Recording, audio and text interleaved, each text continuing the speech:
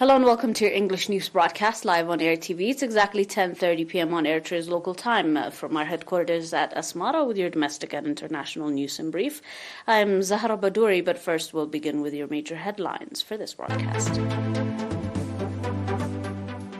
Statement in connection with 1st September. 8th grade national examination results and an announcement from the Ministry of Health. Greenhouse gas emission sea level hits record high in 2021. In Basra, 4 people dead as rivals clash in Iraq.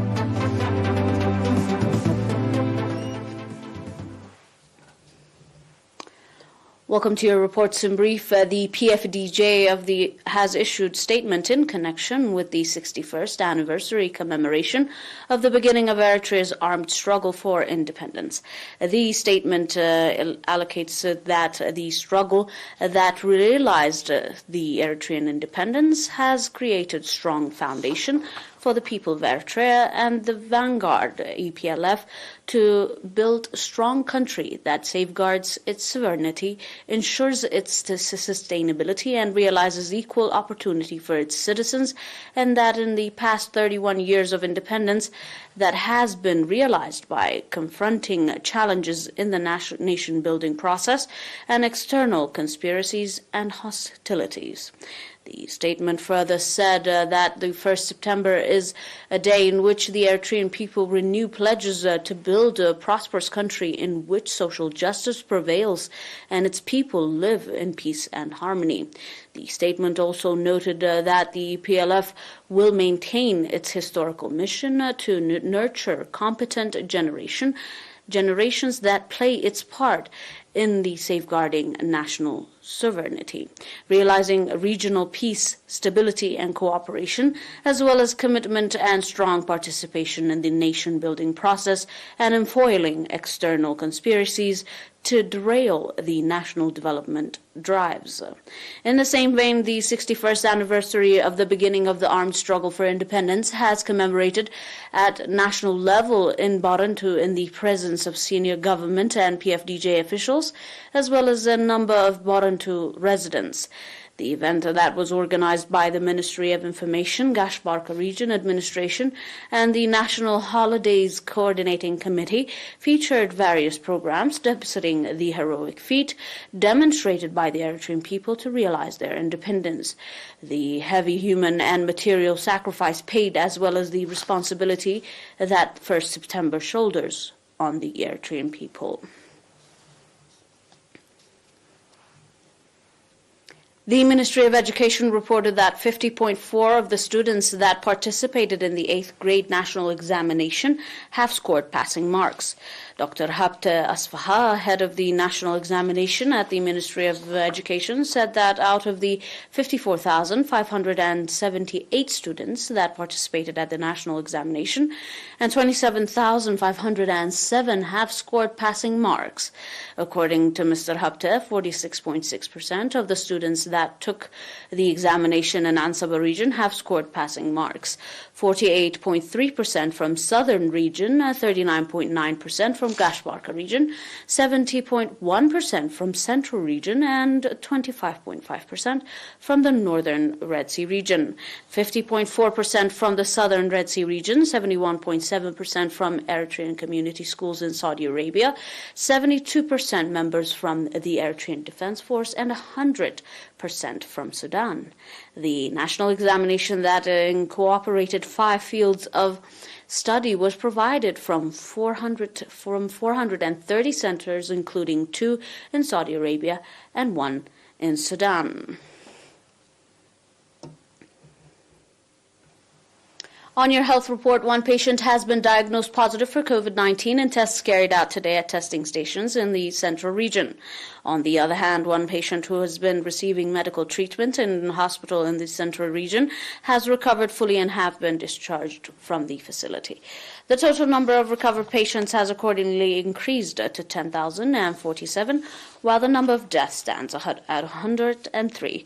The total number of confirmed cases in the country to date has increased to 10,155. Ministry of Health Asmara, 1st September 2022.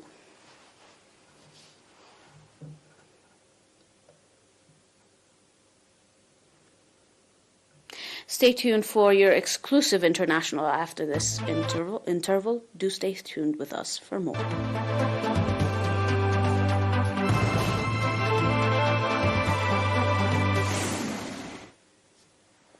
And on your global reports, Earth's concentration of greenhouse gases and sea level hits its new highest in the year 2021.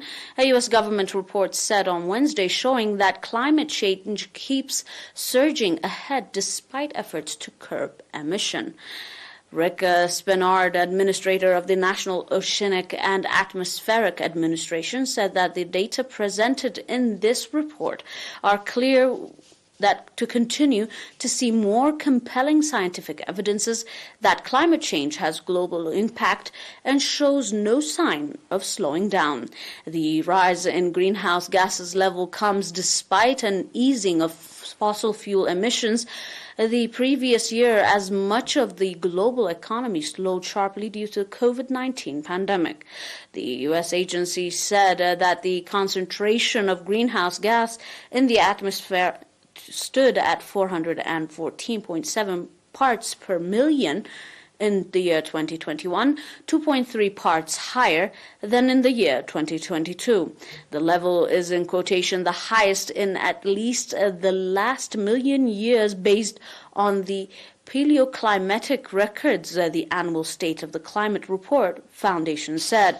The planet's sea level rose for the 10th straight year, reaching a new record of 3.8 inches, thus 97 milliliters above the average in the year 1993, when satellite measurement began.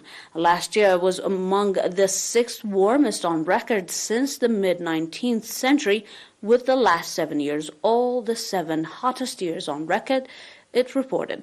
The number of tropical storms, however, were also well above average last year, including Typhoon Rai, which killed nearly 400 people in the Philippines and in December, and Idia, which swept the Caribbean before becoming the second strongest hurricane to hit Louisiana after Katrina.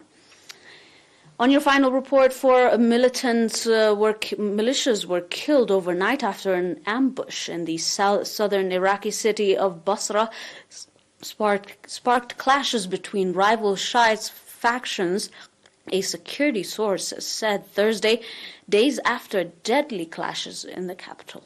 2 members of the Syria Salam, an armed faction linking to powerful Shiite cleric Muqtada Sadr, were killed when their vehicle came under fire from the Asayib al-Haq forces, which lost 2 fighters in the ensuing gun battle, these sources reported. Security forces, however, deployed to quell the fighting, and Basra's governor Asad al-Aidini said on Thursday morning that the situation in the city was now safe and under control. The change of the fire triggered panic only days after clashes between Sadr supporters and rival Iran-backed factions turned Baghdad's highly secured green zone into a battlefield.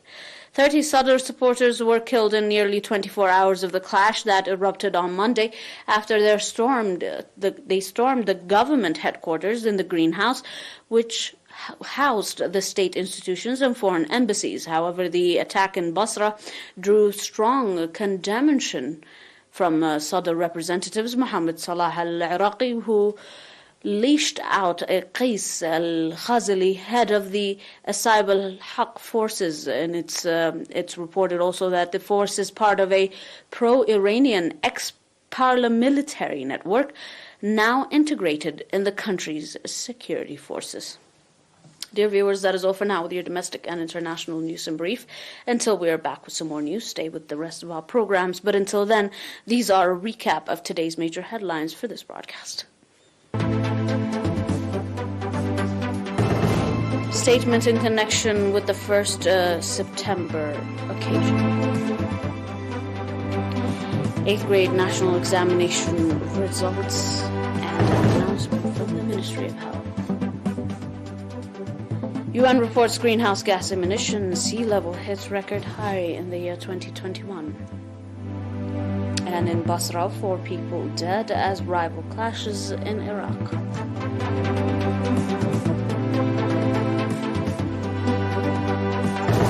That is all from us here at our headquarters in Asmara on ERi-TV. We'll leave you with the rest of our programs. Thanks for watching and have a nice day.